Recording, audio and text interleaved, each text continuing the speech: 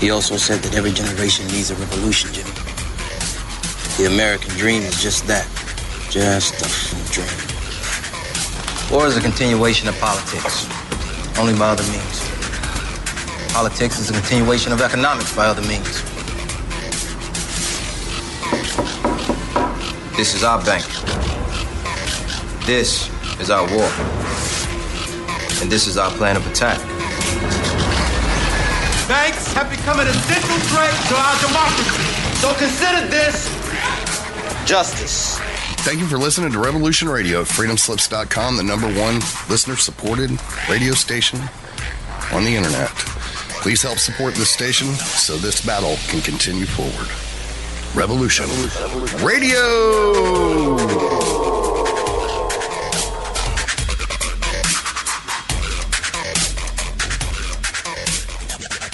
The opinions expressed on this radio station, its programs, and its website by the hosts, guests, and call-in listeners or chatters are solely the opinions of the original source who expressed them. They do not necessarily represent the opinions of Revolution Radio and freedomslips.com, its staff, or affiliates.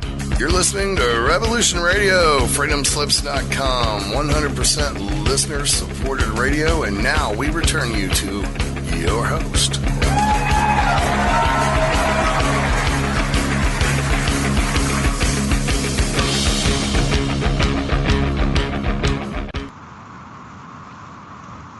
Aloha, everyone, and welcome to Stargate the Cosmos. And I'm your host, Janet Kerr Lessin, with my co-host, Dr. Sasha Alex Lessin. And tonight our special guest is Billy Carson. And we've had Billy on before, but it's always a delight to see Billy back again.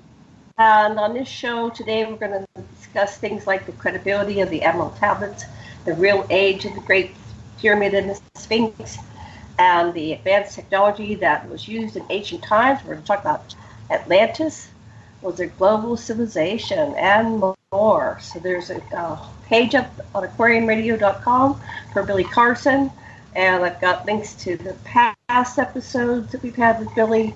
And Billy is going to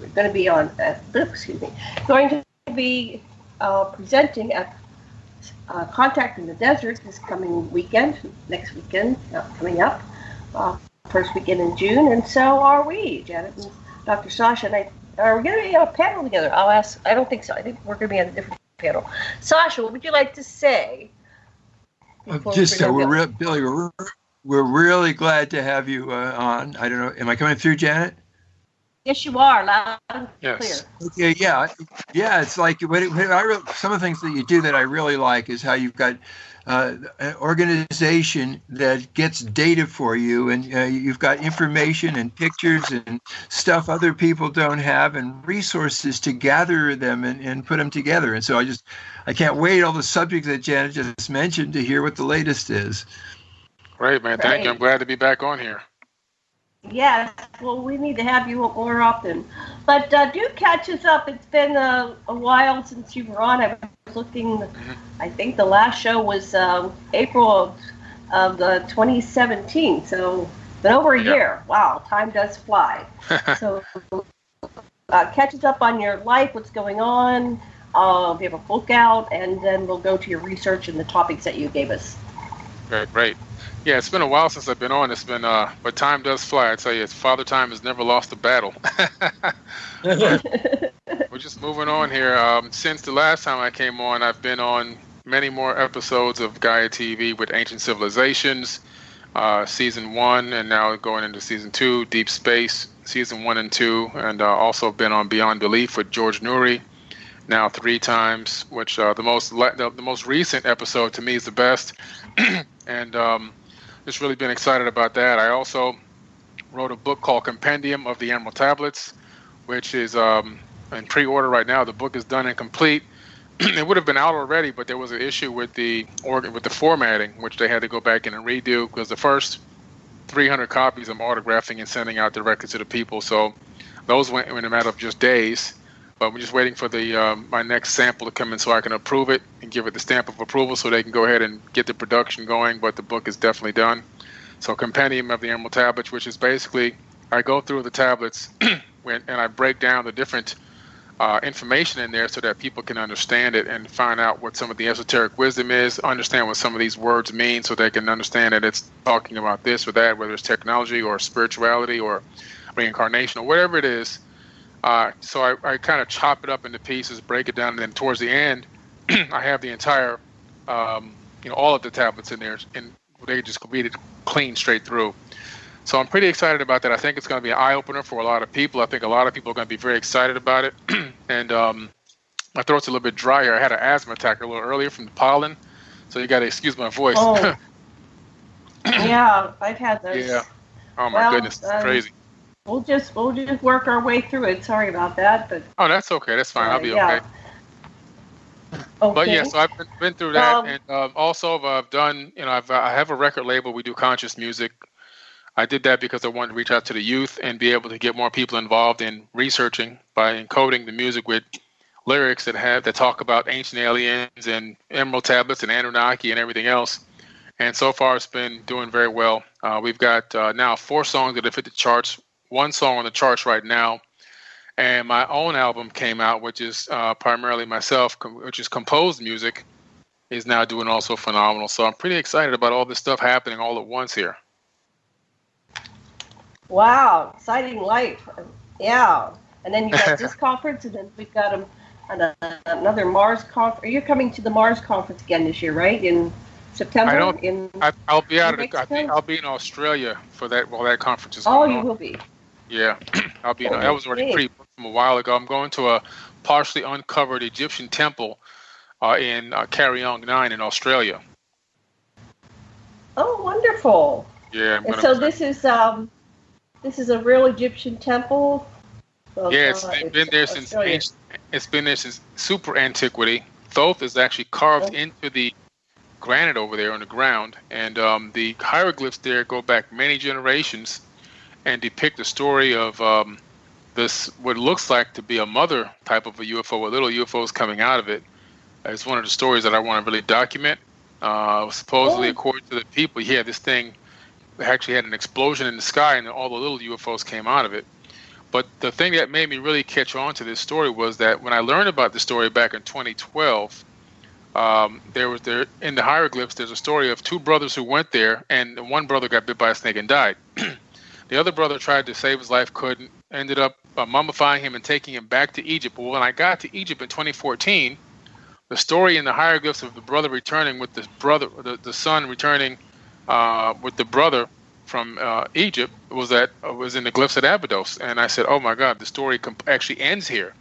So that really made me feel like that this was an authentic story to go cover. And so I really wanted to get out there and see these glyphs myself and document them and everything.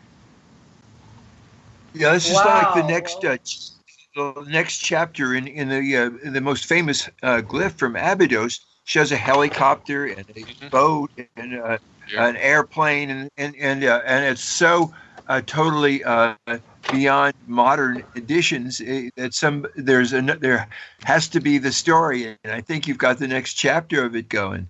Yeah, man, it's pretty exciting stuff. So, and it's on private land, so I tried to hurry up to get there a couple years ago, and I couldn't make it. And this year, it's still private land that's up for sale soon, though. So I'm trying to get there before they sell this land and end up getting rid of this amazing artifact. Well, maybe somebody will preserve it. Yeah, maybe we should get a fund going and buy it so it gets preserved. Yeah. Yeah, I agree. Wow. Well, I had a question about the emerald tablets. So you've been breaking them. What's your source, or how do you know what it says? A lot of these things are very complicated. How do you decide what it actually means when you get into it? Because I read the emerald tablets a couple times, and it's quite profound. And in my opinion, it could go several different directions depending on how you look at it. So. Right, how did you make your determination? Yeah. Well, I went through the Michael Dorial version of the Emerald Tablets, just because that version had been tackled by a lot of big-time people in the past. I'm talking about people like Sir Isaac Newton, of course, Dr. Michael Dorial himself, who was an acclaimed author, St. Thomas Aquinas, Philip of Tripoli, Roger Bacon, Carl Jung. I mean, these are big time people. The Queen of Sheba. Mm-hmm. I can go on and on. So when I realized that this had gone through that many hands and that many people had access to this knowledge, and it inspired them to write their own versions. I mean, Isaac Newton's version is still on display at the British Museum. So I said, let me go through what some of their translations were, since this was a long time ago, and these people have actually, brilliant people, mostly geniuses, have gone through this content and information and written their own books based on it. And what I had come to find out was that they're all basically saying, the same thing. So that set my parameters and my guidelines for the understanding and the concept of what could be saying. Plus, as you know, the way that I perceive a lot of the ancient past, I always try to affiliate it with technology. Because when I look at things like the Bible, the Quran, the Apocrypha text, and even a lot of the texts like the Mahabharata and the Bhagavad Gita and some of the ancient texts and even the Sumerian tablets, once you correlate it to ancient technology or technology that's advanced but in ancient times, all of a sudden a lot of things open up. So a lot of the phrases in there, I started trying to basically side by side look at it. Could this be something that has to do with advanced technology? For example, when he references using magic science, well, everywhere that I looked at the magic science, we talked about that, and what he was talking about, to me, it translates into advanced technology. So those are the kind of things that I've done, but I've just gone into the past, into some of these other ancient books that have, not ancient, but old books. Now, ancient would be deeper in antiquity than them, but old books from Isaac Newton, D'Oreal, Tripoli, and some of the other famous people that have access to this content and really gone through and said, okay, this is what I think these are saying based off on my perception. And like you say, things can go either way, this way or that way, kind of like even with Sumerian tablets, depending on who's translating. There could be slight variations, but the overall fundamental basis of the story, I think, will stay the same because those roots are always there. So that's kind of how I came to my conclusions on this subtopic. I guess go ahead, Sasha. In the general public, people think that the main thing that Thoth is saying is you can transcend being locked into material consciousness. Is that your take? That's pretty much the ultimate take of the whole thing, man. Your ability to literally, he claims to have achieved it, immortality and conscious reincarnation. In other words, instead of just blindly coming back with no memories and is stuck in a cycle, he actually is able to consciously incarnate at will and even transfer his consciousness into new avatars, which he can keep for extended periods of time by going down into the halls of Amenti and rejuvenating them over time. Or he can, if he gets tired of a particular body, he can come back in a brand new body. So this is an amazing concept. He talks about astral travel. He talks about visiting other planets, and he's at these other planets so long, you could tell that he's outside of space and time because he watches entire civilizations rise and fall.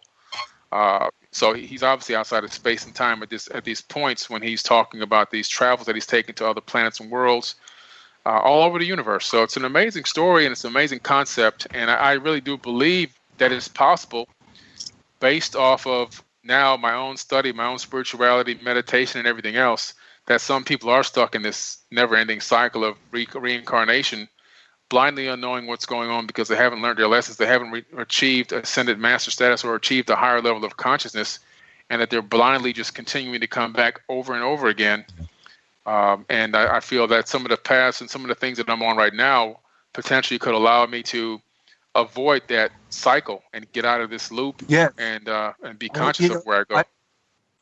I think what Thoth has done for you and what you are doing for us right at this moment, and everyone that hears your voice and listens to you, is showing a model, a path, a way, a path of consciousness. And though it may be a dim resonance in many of us, you're making it clearer and clearer to everybody. It's really beautiful what you're saying. I love it. Oh, thank you. Well, I also want to add, and just before we get back to you, Billy, when been interviewing a lot of the secret space program whistleblowers, and apparently, whoever they are, the secret military, they have the ability to transfer people into different avatars. And they apparently, if they have a super soldier, they make several avatars, so they're not actually traveling through space all the time. They might just be going from one avatar to the next one, even while your original form is in bed still sleeping, and you do all these missions. And then we have a lot of people that are coming into 3D physicality, and they're identifying with the various archetypes, the various gods and goddesses, as though they are a aspect or a thread of that consciousness. Like, I meet a lot of Enkis and Nimmas and Nigashitas and Marduks and everything. And instead of making them wrong, they've just identified with it, and they might be a fractal. There's a theory that eventually, one fractal will emerge as the dominant, but I've met so many of them. So there's a lot of correlation with the ancient writings of taught in the Emerald Tablets, and so the more we look at it, the more kind of proof and correlating evidence emerges from all these different people that are studying it. But I'm fascinated with what you've learned, so thanks for writing the book and getting it out there. Oh, definitely. And what you said is right on point. I mean, a lot of the topics you just talked about and covered are actually in the book, because what I do is when I get to a section where it's talking about, let's say, for example, conscious reincarnation, I then talk about the Avatar Project out of Russia. I talk about the Avatar Project out of the DARPA military program and what they're doing there, and how some scientists have already transferred the consciousness of an actual primate into a computer, and it thinks it's alive. It's going through a computer program that's eating bananas, it's climbing trees and everything else, playing in the field. It can't tell that it's dead, and now they've gotten to the point where they can transfer the consciousness into an actual moving little robot. So that's the path. Now, if they're showing us this to the general public, then you already know what the military and behind the scenes and the top secret DARPA and the real black budget programs have. They've already achieved this capability, like we were just talking about some of the guests you've had, where people can literally transfer their consciousness into these avatars, remotely operate them in the safety of a facility without ever being harmed. And the ultimate goal is to the 2045 project is to have, by 2045, consciousness into a biological avatar. And I think that one of the biggest reasons why a lot of people are relating to a lot of these ancient archetypes like Thoth and Enki and everybody else, like you say, fractals of them are remaining. I just did a big article on Forbidden Knowledge about the fact that our DNA literally can store all the data within the entire world in one body, and actually even more than that. 1 gram of DNA can store 700 terabytes of data, and now they've upped that to 5 exabytes of data. And they've tested this by actually taking data, zeros and ones, books and data. They took the entire Library of Congress and downloaded it onto 1 gram of DNA, read it on the computer, and then uploaded it back to a server again, proving that the DNA in our body runs off of binary code. We're a biological robot. And now they've got the understanding that all the DNA in our body can store so much data and information. We literally have all the information from everything that has ever happened in this entire universe is inside of one person's body. Well, that makes total sense. That's what George Cavasil is saying, that we are all fractals of the whole, holographic universe. So we have everything within us, and we are everything, and we are all of it. That's so right. If we just wake up to that, we can stop doing silly things like war, because we're fighting against ourselves. Well, I told the joke the world started laughing. Oh, that's right. I like that one. That's a good one. I'm actually going to use that. But, it takes me back also to something that I used to hear a long time ago about the Akashic Records. And when I first heard about the Akashic Records, to be honest with you, it was about 2008. And I really wasn't too sure if something like this could possibly exist, because I was just thinking this is a little bit, maybe for me even, a little bit too over the edge. I got to understand this better. Now, through all the research and study that I've done, and now correlating everything to technology, I understand that the Akashic records are absolutely, positively, 100% true and real. And the reason why I can say that is because we've already now scientifically come to the understanding that there is no data, no information lost in this universe. All information, which is energy, can only be transformed. It can never be destroyed due to the second law of thermodynamics and entropy. And all the information that exists in the entire universe is actually being reflected from a two-dimensional plane of a dodecahedron, which is broadcasting this three-dimensional type of illusion that we're living in, this holographic universe that we're living in. But we are living in a creation, and all the data, down to the micro, are all part of the whole, and everything is being broadcast in from this particular general location, and this that means that location where the data is streaming in from has all of the content and all the information on it. So everything that's said, thought, thunk, done, did, whatever, is all stored in this massive light machine, this light computer that we're occupying, and all of this information is definitely part of the whole. So the fact that the Akashic records exist is true to me. There's just ability to tap into the data, the light matrix, and pull the data down. That's the hard part, but the data is all there. Everything is there. That correlates. Go ahead. While you're looking at the data, one question I want to know what you're looking at is how do people, the radio audience, people listening, get off the wheel of reincarnation, doing the same dumb stuff again and again, or how do they do it? The hardest part of it is a complete change of the way of thinking. They have to literally, and it sounds so cliche because we say it all the time in the conscious community, but you literally have to unlearn everything you learned, and you have to be willing to relearn everything anew with different eyes, a different mind, and different heart. And I think the most important thing is you take, because Thoth talks about always seeking the light, letting the light burn inside of you, getting away from the darkness. So in a way, what religious people would say is, ridding yourself of sin to the best of your ability, getting away from dark thinking, doing dark things, seeking the light, but most importantly, sharing that light with others.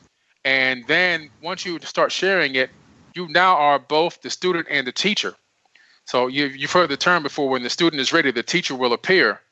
When the person truly realizes that they are the student and the teacher, and then the most important thing that comes is when you realize that the voice in your head, when you meditate, when you say a prayer, and all these different things, when the person comes to realize that the voice in their head is actually them and not some outside source, that's when you reach another level, in my opinion, in consciousness.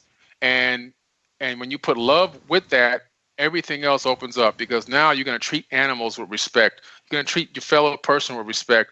You're going to treat everything that you've been given with respect and dignity. You're gonna honor it. You're not gonna take anything for granted. And as you develop these aspects in your life of understanding, and you start to cherish every single, I don't even call it moments anymore, because now I'm trying to cherish every Planck unit, which is the smallest moment of time you can even measure. I'm literally trying to absorb every Planck unit that I have left in the third dimension. Like, you have no idea. I look out my window and I see birds landing on a tree, and I get goosebumps now. These are the types of things that change your life, and it just happens over time. So I'm at a point in my life now where everything is beautiful. Everyone is beautiful. And yes, I have to report the bad news and this and that, and I have to make it look like I'm frustrated and angry with it. But truly, deep down inside, it's a little bit of acting. I'm just trying to make it more abrupt so people can recognize it and take note to it, so they can make some changes in their own life about it.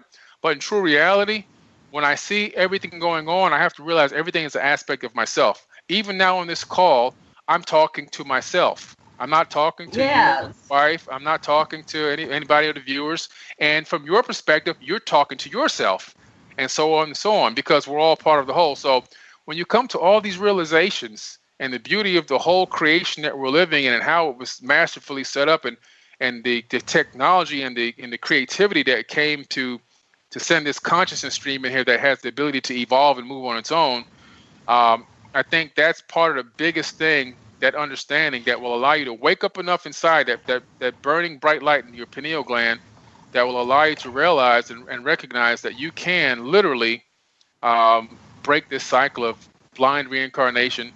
And my next goal after I leave this third dimension is to try to achieve ability to come back in a higher dimension. Fifth or sixth dimension. I don't even need a body. I just want to be able to observe the past, present, and future all at once. Well, I think when you become conscious of all this, the one thing is that, go ahead. I get talking stick after you, though. Go ahead. Janet, go ahead. No, this is this is about the whole thing is okay. We have to conclude, or I have to conclude, that adversarial things that make you feel distant and challenge you must war and killing and violence and all that stuff, since it exists, must be part of the whole thing too, and that it must have some function in the entire even the being addicted to a series of reincarnations. Well, if that's the case, isn't that in the mind of God too? I'm just getting a little confused with him. The war, when you get to a certain, like, if you get to the level where you understand that love comes first ahead of everything, then you understand that war is a joke. War is just a manipulation by a small group of people trying to utilize more other people as cattle. And so you would instantaneously be against war. You would instantaneously be against anything that has to do with hurting anybody, enslaving anybody, mentally or physically. And then the what I consider to be the mind of God. Well, see, what I feel about this universe is that it's a simulation that's created, and it's just one of probably trillions and trillions of them. And so I see God as the consciousness, life force energy that's been released into the universe. But to me, the true creator of the realm itself is on the outside of the universe. And it might even be more than one person or people or a group of people that actually program this thing. And kind of like how we have the Sims video game, which is a video game that has real people in it, dogs, animals, cats, babies giving birth, and everything else, people going to work. And now they're saying, because of the AI technology, within the next 8 to 10 years, the Sims software program is going to be conscious. The people will be conscious in the game. So what happens in 2028 when all these people are asking themselves, where did our Big Bang come from? Who was our God? And all this other kind of stuff. They're now going to be living in a simulation that we created. And how long will it be before they grow to the point where they create their own simulation within that simulation? So I think that the word God gets a little bit tricky in terms of what the person's perspective is. I think that the trick is really it's already happening. Yeah. My perspective is it's already happening. That we're in a simulation, that we already are AI, that we thought that we were creating robots, and then it just goes on and on and on. We're in this cycle. And when you get conscious of it, you can choose not to come back in. But when you're conscious, a lot of people that I interview, they come back in because this is the hottest game in town. It's the best thing, and so you come back at another level, the ambassador level, and you're to come down like on the hero level and try to wake up everybody else. And so it goes on and on and on. And it's fun. And then you stop and you go, okay, well, I got to get up and, scrub the toilet. You just get real. Like, there's things I have to do. It can get to that point. I mean, my personal situation, which is another book that I'm working on, is the fact that I don't know how many times I've been here, but I do have memories from 2 different lifetimes. And to me, this is the only third one that I have of now because I'm living it and can remember. But the previous 2, I have a lot of memories from those 2. And I don't know how many more times I came back before then. Both previous times I was killed in war. And which is why I'm so against war now. In this particular lifetime, I've been trying to stop war since I was a kid.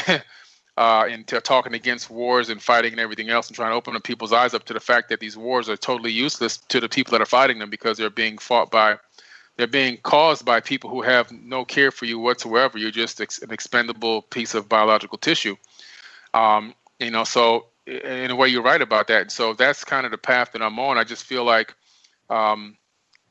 there's a lot of reasons to come back in certain ways to achieve certain levels and things, but I just feel like this particular run that I've had so far, with everything that I've done from 1977 all the way until now, I just feel like I'm going to accomplish, by the time this avatar is done here, I'm going to accomplish everything I set out to do here, and I just feel like I won't be back to this dimension again. I just feel like it's time to move on to something else. And I think that another thing, going back to Sasha, was that when people realize that they're not not that they're not real, because talking about physically, you're not real. When consciousness is real, is the only thing that really exists. But when they recognize that their body and everything, their cell phone that they're listening to this on, or their radio, or their laptop, and their table that they're sitting at, in the chair, when they come to the total realization and understanding that none of it actually really exists in a solid form, that it's only their brain collapsing electromagnetic waves into the illusion of matter.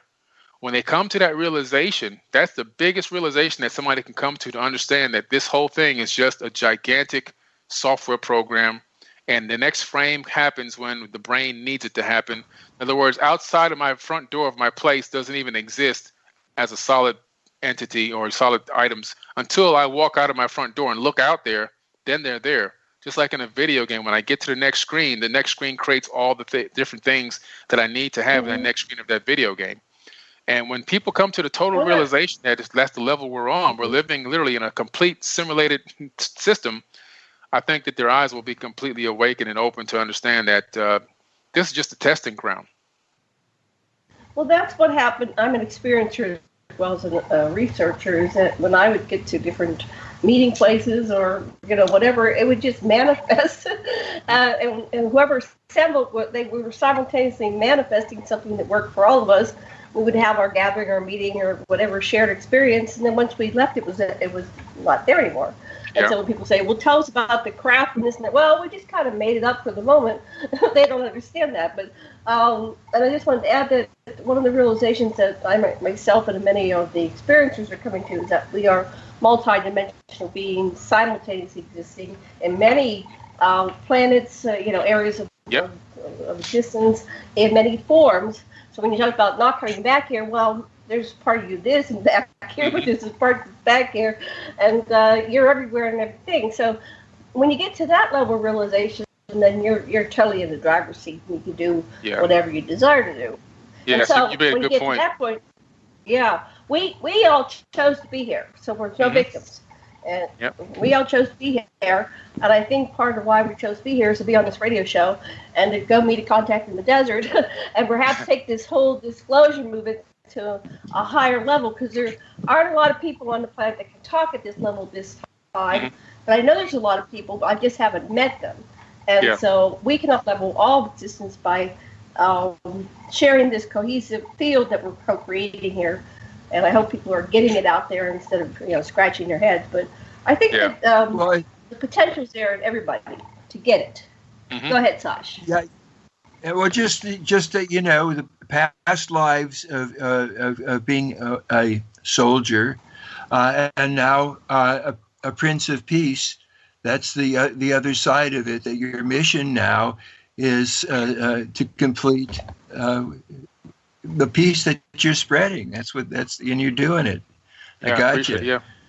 Yeah, that's what I've been on, and it's been a long road. But I think just looking at from where I started to now, I started in private meetings, handing back and forth, talking really initially, then handing back and forth cassette tapes, and then handing back and forth VHS tapes with information on them, and then trading CDs, and then trading DVDs, and then moving into forums on websites and blogs, and then now into social media over the course of decades, and seeing it go from having to talk privately and quiet to now being able to come on a radio show like this and talk to thousands of people potentially at one time.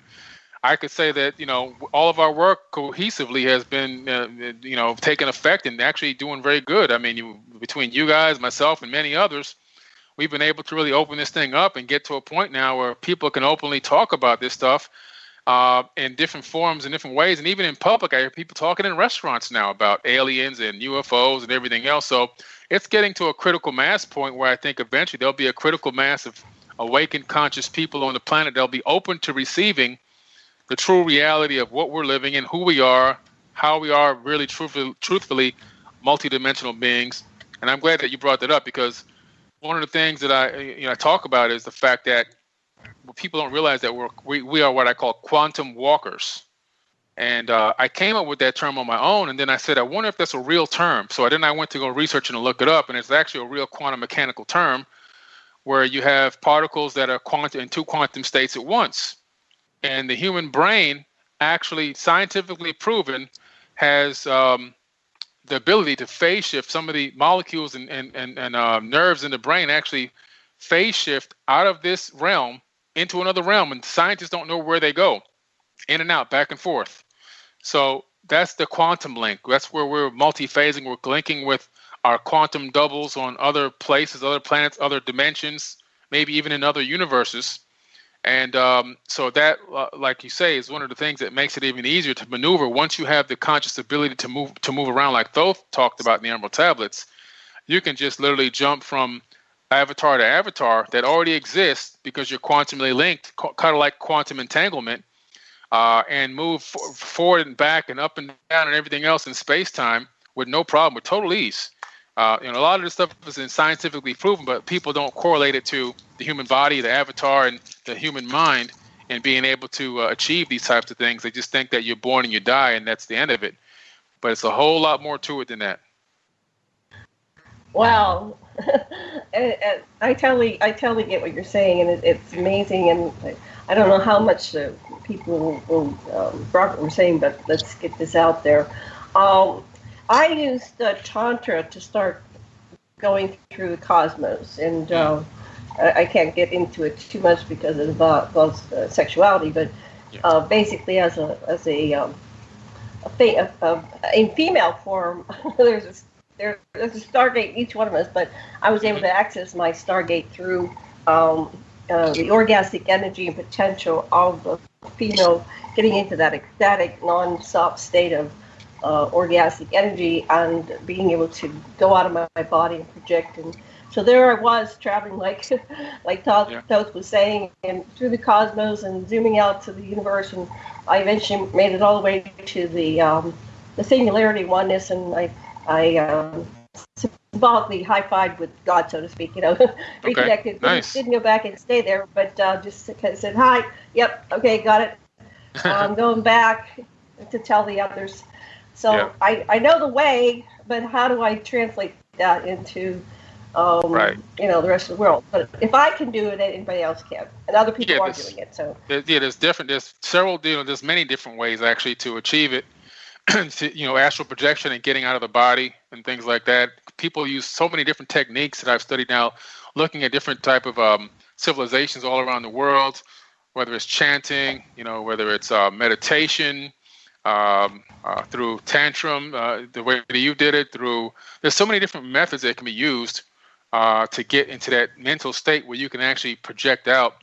And one of the things that I had early on from the time I was a child, before I even knew what the word meditation was and these types of things, was I had the ability to get myself into a meditative state and take myself out of certain situations physically. So for example, I lived in Miami, Florida when I was a kid, and we used to go to the laundromat because we didn't have a washer and dryer at our house, and it would be 98, 100 degrees out there in the middle of the summer, and you're at a hot laundry house with no air conditioning, and we're sweating like pigs and everything else.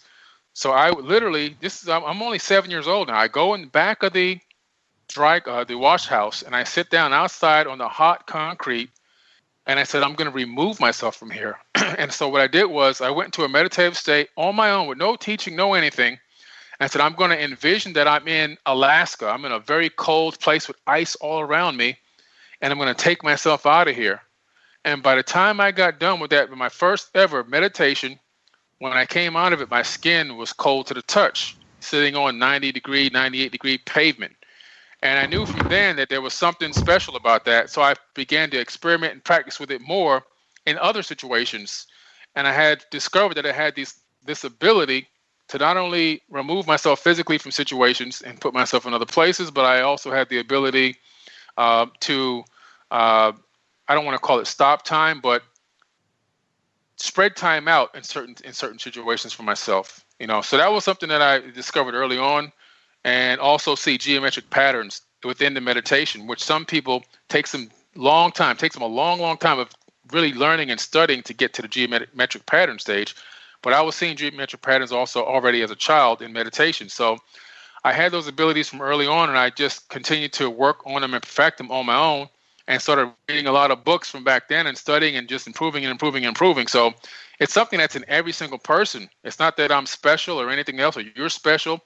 But there's a lot of different ways that a person can utilize to reach these levels of consciousness and meditative states and transcendental states, so that they can achieve the ability to put mind outside of body and outside of time.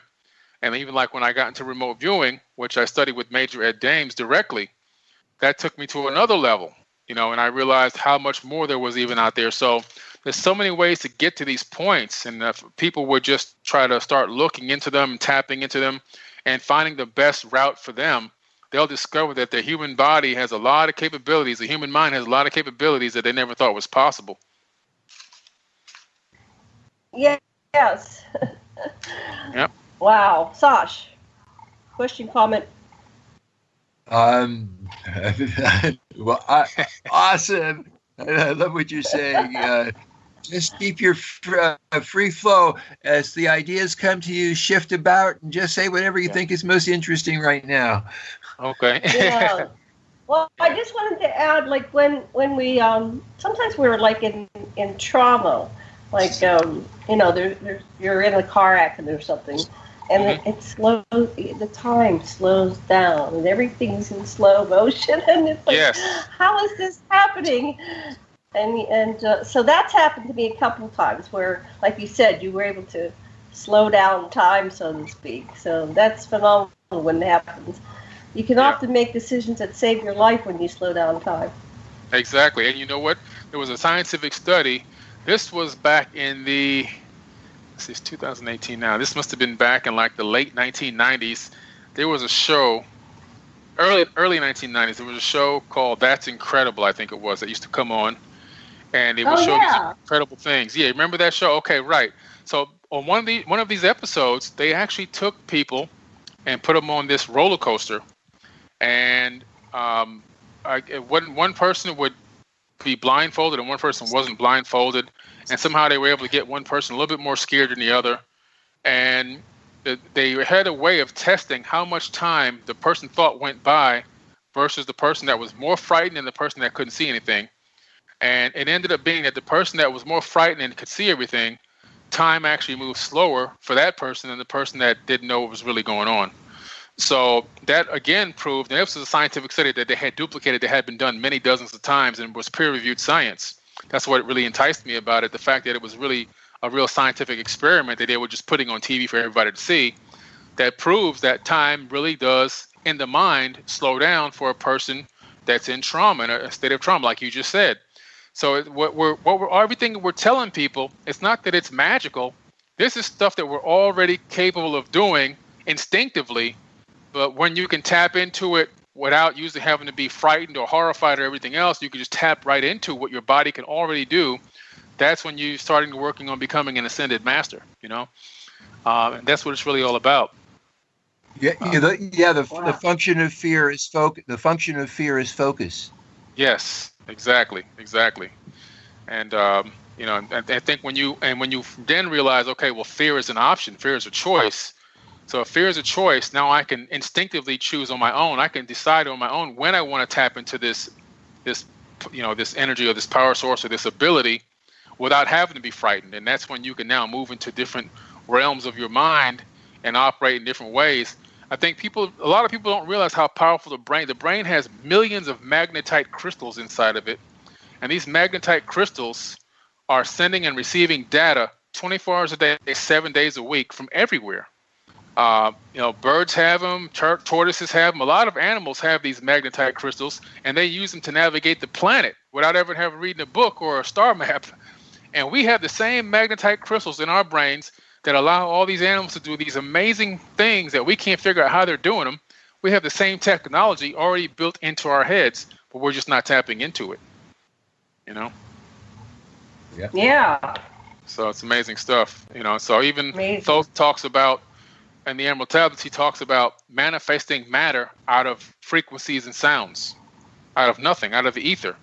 And again, this is stuff that if 10, 15 years ago, I would have been like, that might be a little bit too far over the edge for me, thinking you could just make something out of nothing. But then, through many years of research, this is a part of, ascending in your mind and becoming better and smarter and more conscious and opening yourself and unlearning everything and relearning everything and looking down the line of physics that talks about frequency and vibration, looking down the line of physics that talks about cymatic frequencies and how cymatics, those frequencies cymatic frequencies actually create the illusion of matter and things that we call solid, and help create our real world that we see.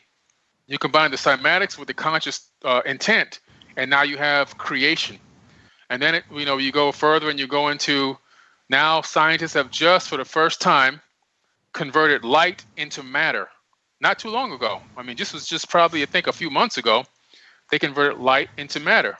And this is what Thoth is talking about 36,000 years ago, and here we are now, just reaching the point where we're now doing it scientifically in labs, and it's amazing. So everything that he's been talking about, that he talked about in these tablets, is now coming to fruition, and we're duplicating these things, probably because a lot of these scientists are reading these tablets and these Sumerian tablets and these ancient Vedas and everything else, because they're looking for something new.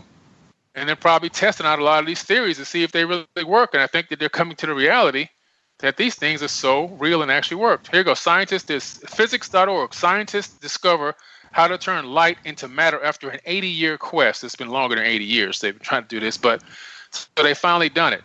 So everything that Thoth talked about, he talked about manifesting matter and creating bricks and stuff out of the ether. And here we go. Now, 2018, we're doing it.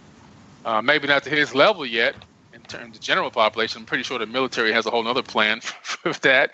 But They always have another plan. They always find a way to connive and do something crazy with this stuff. But that's just an amazing feat that we've gone. So things, again, 10 years ago, 15 years ago, that I would have kind of not really scoffed at because I've always been open-minded, but I would have been like, that might be a little too far for me. I really got to dig in deeper. And I'm glad that I didn't say that's ridiculous. I'm glad that I continued along the path that led me to research and investigation, so that I can discover these new things popping up and cropping up, and reading these scientific journals. I read the scientific journal like it's a daily paper nowadays, because I want to look for all the new ideas and concepts that come out, and and I want to find out everything that's been written about that has been published in there, peer reviewed, even if it was scoffed at by their colleagues. I want to know what it is, because I want to know, does it match ancient texts? And a lot of this stuff that comes up, that gets scoffed and put aside, it's matching what the Sumerian tablets talked about, the Anunnaki talked about, Thoth and in the Mahabharata and all these other ancient texts, the Tibetan Book of the Dead, the Egyptian Book of the Dead, all these books, man, it's all matching up to what we got now. We're just trying to copy and rediscover everything.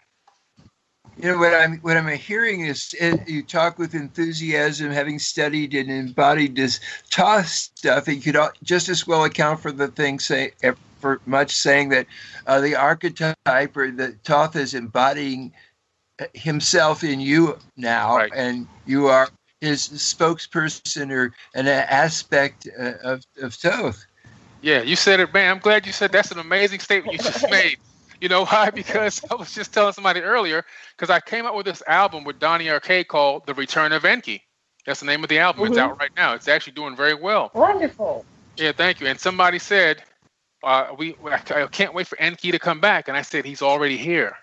And she goes, what do you mean? Inside of us? I said, yes, inside of us, because the knowledge of him is in our brains. We already have the knowledge. And like you just said, Sasha, the knowledge of all this research and investigation through the Emerald Tablets and Thoth and everything else has kind of embodied me now. And yes, that's what it means.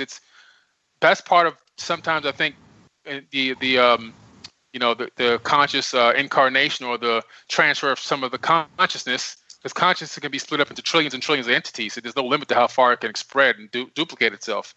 So yes, some of that information, some of that essence of the Thoth has gotten into my consciousness now, and I'm now spreading the information as if I was Thoth in a way, and so to speak. You know what I mean?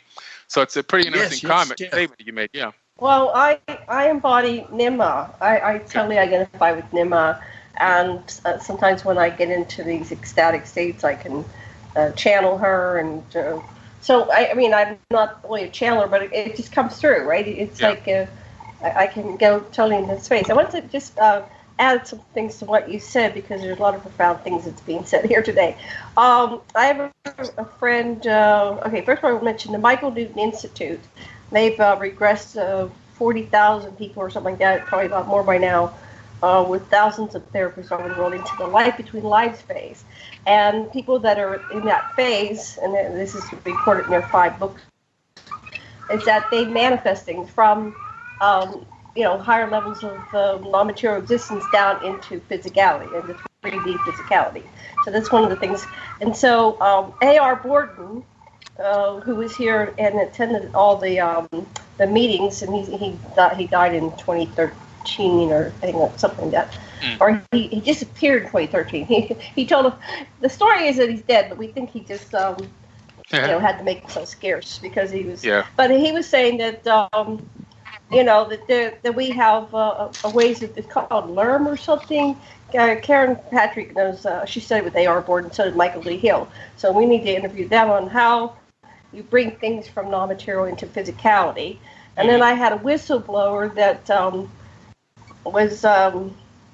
she was Errol the Grey. So if you follow the story of Errol the Grey, that's the one at Roswell that was interviewed at Roswell. That was just an avatar. She sent herself down to an avatar.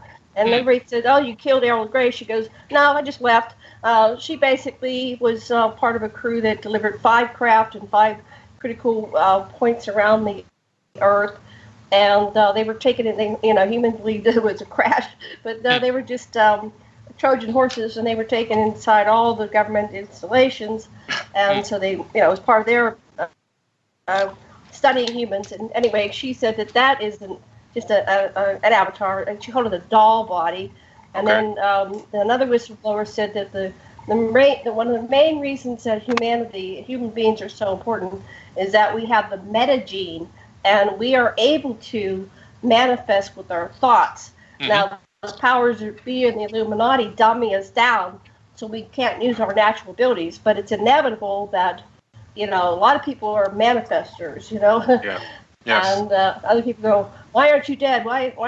How are you doing this?" And it's because on a subconscious, unconscious level, they're using their metagenes and manifesting things and going beyond the odds that are normally natural. So I truly believe that. That's 100%. To me, that's 100% accurate. I truly believe that.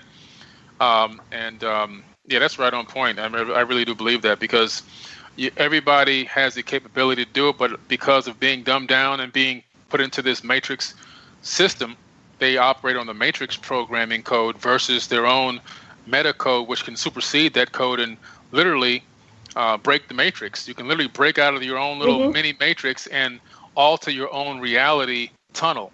And I think most people aren't aware that they have their own. We collectively create reality as a whole, but we all have our own reality tunnel, and that we have a little bit more control over, because it doesn't, until it intersects with another tunnel. But there's a certain amount of control you have, but people don't realize the true power that they have. So they just go with the flow, and they think that they're totally powerless, but they don't understand that they truly do have the capability of superseding with simple things. Even just like the law of attraction is a meta code that overrides the matrix and supersedes matrix programming. Law of attraction type thinking, the thinking that you are God and God is you, overrides the matrix code. When you really truly believe that, if you don't believe it, then it's not going to work. But if you truly believe that, like I was having dinner with somebody the other day, and they said, I'll pause while you take, a break. Cause they thought I was, I'm spiritual. They thought I had to pray over my food. Well, I told them that I blessed my food already as soon as I sat down. They didn't understand what I meant, but I blessed my own food. Not that I think that I'm the creator of the universe, but the essence of the creation is in me. So I'm going to bless my food. I'm not going to beg anybody to make it safe for me to eat. I'm going to make it safe for me to eat. When I go for a travel somewhere, I bless my path on my travel myself. I'm going to go from point A to point B. I visibly see it in my mind, the path, and I bless my path from A to Z and on the way back. These are just some of the things that an average person, you can just practice this. Before I leave my house, if I'm going to a location where I know there's a busy parking lot all the time, I pre-select my parking spot. One's going to open up for me when I pull up into the area for parking, and I do it usually 10 to 15 minutes, sometimes 30 minutes before, I pre-think my parking spots. And people are like, man, you're always getting parking. How do you get this? I pre-select it. I pre-order it. I preordain it myself. It's a form of law of attraction, a form of using your power that you have over this realm. Little things like that people can practice and see how they start to work and go, wow, then they can get to the next level.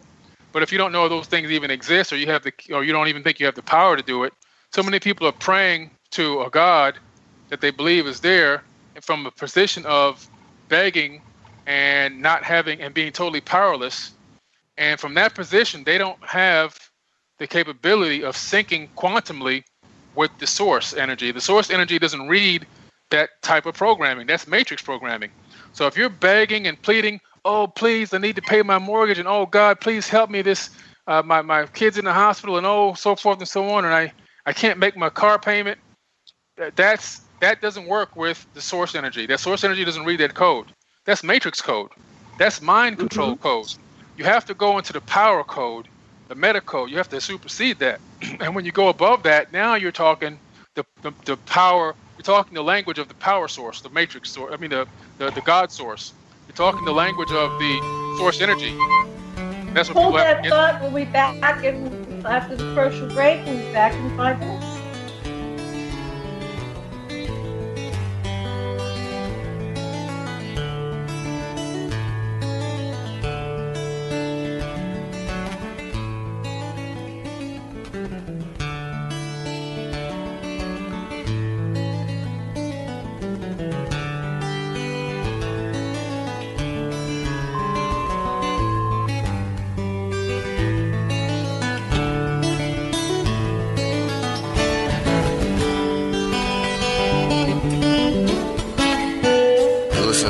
Radio at freedomslips.com, and we'll be right back after this message.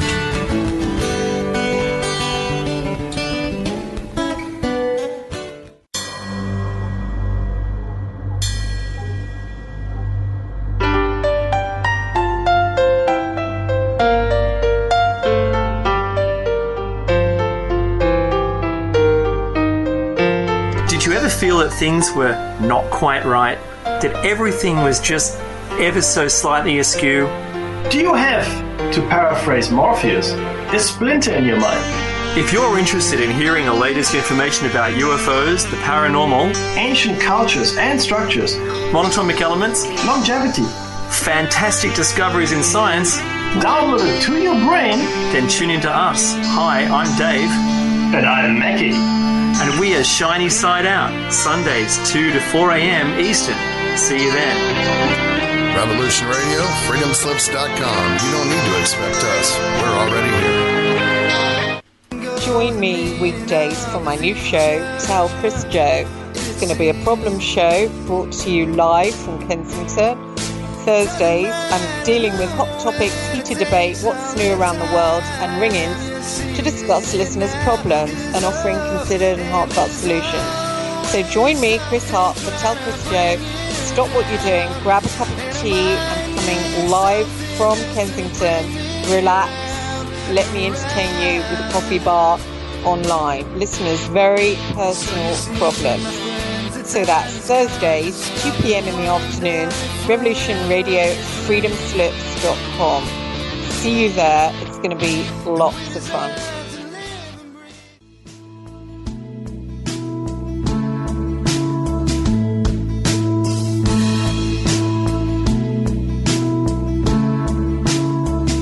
Is your data safe? Do you have the necessary information to assist you in confidently living through just about any survival situation? Is survival and gardening, off-grid living, medical knowledge, or even natural or man-made EMPs on your list of personal concerns? Do you have your documents and your personal information in a safe place in your hands where you know where it is? Well, check out our preloaded EMP-proof thumb drive. Over 3 gigs of survival documents and how-tos, plus the USDA offline food preservation website, and much, much more, including a surprise bonus we just can't tell you about here. With plenty of room left over to store your most important documents. Imagine if a megavirus or a computer failure took out your bank, or all the banks for that matter. Are your banking records safe in your hands? So when they get things fixed and repaired, you can say, hey, look, this is what I had. You have it. I want it back. Is your personal data safe? Family records, addresses, phone numbers? Well, squeeze on over to freedomslips.com. Yes, that's www.freedomslips.com. Click the banner on the homepage for the EMP-proof bullet drive to get the full scoop of everything that we offer. So, folks, keep your data safe for your peace of mind. Revolution Radio, freedomslips.com. You don't need to expect us. We're already here.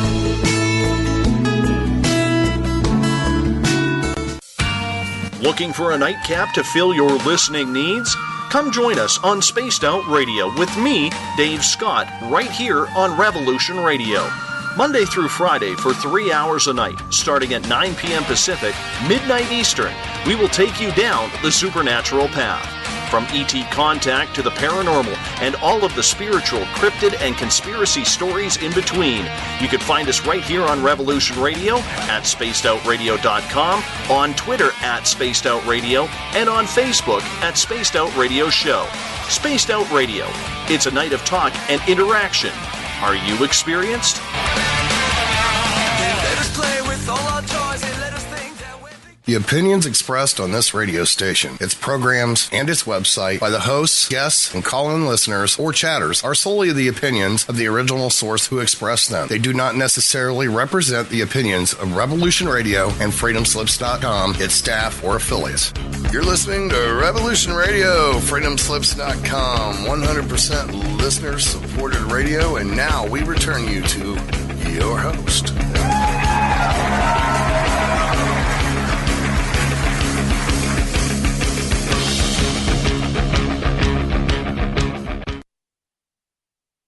Aloha. Whoops. Strange noise. Okay, let's try that again. Aloha, everybody. Welcome back to Stargate to the Cosmos. And I'm your host, Janet Carol Lessin, with my co-host, Dr. Sasha Lessin. Teresa J. Morris is going to join us for this last hour. Our producer is Thomas Becker. Our guest today is the incredible Billy Carson. And before we get back to our show, I'd like to remind everybody to please go over to the donation button on revolution.radio and please make your donation. We do need your donations to support shows like this one and the other shows on Revolution Radio. We do appreciate everything you donate to us. That's how we keep bringing these shows to you. A Mad Painter, how are we doing on our goal? It's Wow, we're not doing. Last 4 days.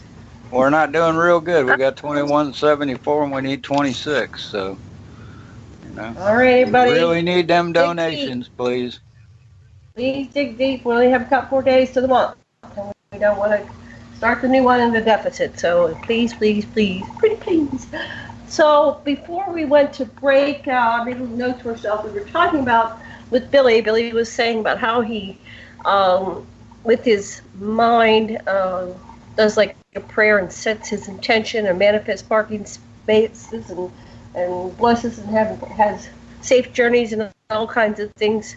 So we're talking about manifesting and how we can manifest things. I think we can do this. I do it sometimes. Manifest incredible things. So, Sasha, what would you like to say before we go back to the show? Well, and then I'm going to bring in TJ. Sure.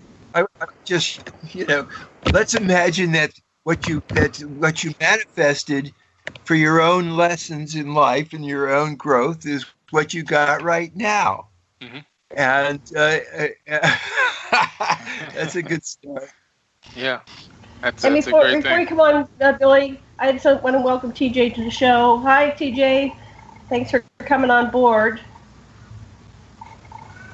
Are you there, TJ? Can you hear us? Did the storm pass you by? TJ was in a part of the world where the hurricanes were coming. Oh, all right, I don't know what's going on. Are you on mute? I see you in the queue. Who, me?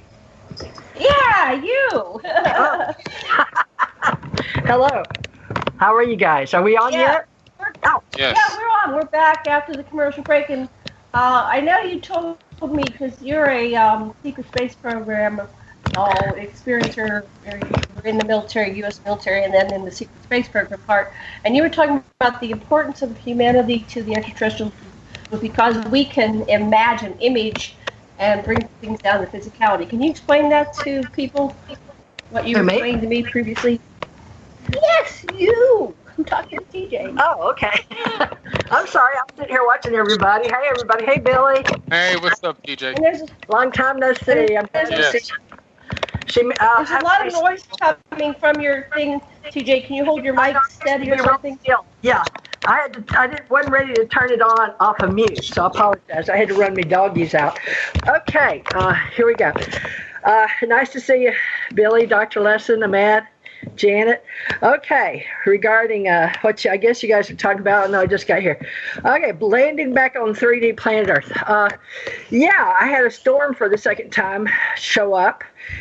And I had to talk and inspire the divine in me, my higher consciousness, to source and say, oh, please, please, I don't need floating in a hurricane right now. Please, God, Mother, and Mother Earth, please, because I don't know who else to talk to up there, guys. So, Janet calls it the secret space program, but shoot, they're up there doing their gig, and they know Mother Earth cleans herself, and she's been doing it for millions and billions of years. But I was like, please, we don't need this right now. Please, please. I just...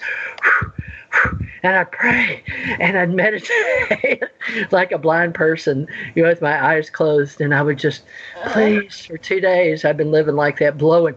And believe it or not, I couldn't believe it. My kids would come over, Mom, I go, is it here yet?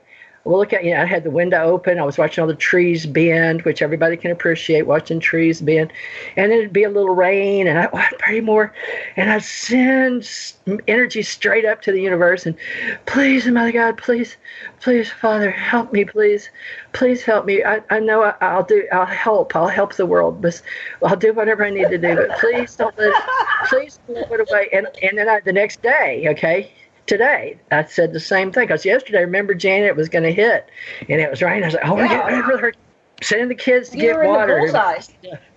Anyway, on TV, there's been all these flood warnings. You're watching TV.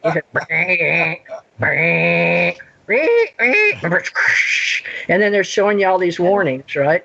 But it didn't affect me. I sat here. It's a beautiful little gray. I sat out in the front yard. And then my other daughter came down and said, well, Mom, it blew over. It's in Birmingham now. I'm like, really? In Birmingham already? It's gone? I guess, Mom. I don't know. Yeah. So that's just the thought. And now, folks, it's going to be really hard-pressed to teach me. This is my second time fighting hurricanes, okay? Since I'm panhandle of Florida. So you're going to be really hard-pressed to tell me that we're not making things happen. Because if you really have strong intention and you really mean what you say, I really believe it goes somewhere. So, what puts us in these meat suits anyway if it's not soul and spirit, and the connection to the divine that made us all anyway. So back to you, Janet. I'll mute Okay. Okay. So Billy, we have a lot of topics covered. Are we all complete on manifestation, or is there any final things? And then I want to go into the list you have here about the Great Pyramids and the Sphinx and advanced technology and Atlantis. I don't know if we're going to get to everything in this last hour, but let's at least do maybe one or two more topics. But go ahead. Yeah. So can we go over every one of them just a little bit then? Because those are so exciting. Okay, I'll mute. No, it'll be tough to get to them all, but we'll definitely try. Yeah, we'll do another show. We'll do another show, maybe two, because Billy is such a wealth of information. It's just amazing with Billy's research. It was a year ago we did a show, and Billy, I think you've just grown like 100-fold. You were brilliant last year, but it's like, oh my God, you've reached the OMG level. Okay, go. You've been doing some other radio shows apparently on the Aquarian, so not on Cosmos or this.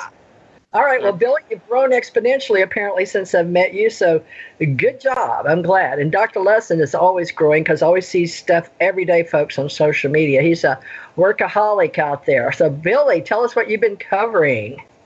Well, Well, we right already now, covered that the first show. yeah, we covered some stuff in the first. I think we were probably going to touch on a little bit of the, let's touch on the technology part of the Emerald tablets in the beginning, the very beginning.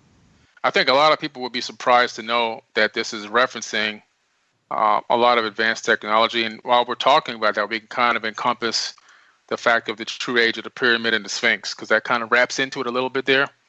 So in the very beginning of the, let me go to this part of the thing here 1 second. In the very beginning of the Emerald tablet, tablet number 1, the first thing that happens, first of all, is we have this flood story that happens in every single civilization around the entire planet.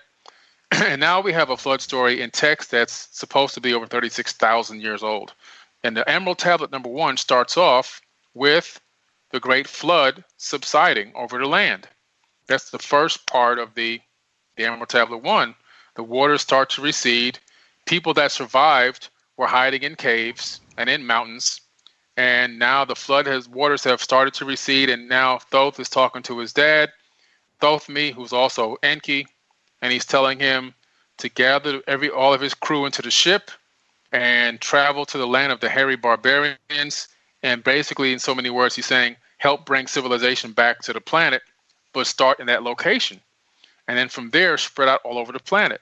So the next thing that happens here is, now you have the flood story, again, verified in more ancient texts. And then we go to the point where Thoth gets his crew together, and they get into the great ship of the master, is what they call it. Now, initially, you're thinking they're getting into a boat, but all of a sudden, this ship that they get into rises into the morning sun. It rises up into the sky. So now we're getting into a spaceship or a ship that flies or a flying vessel of some sort until the Earth vanishes. So now they're in space. So that wherever they came from, wherever they were at, camping out while this flood happened on Earth, it wasn't Earth. It was somewhere else.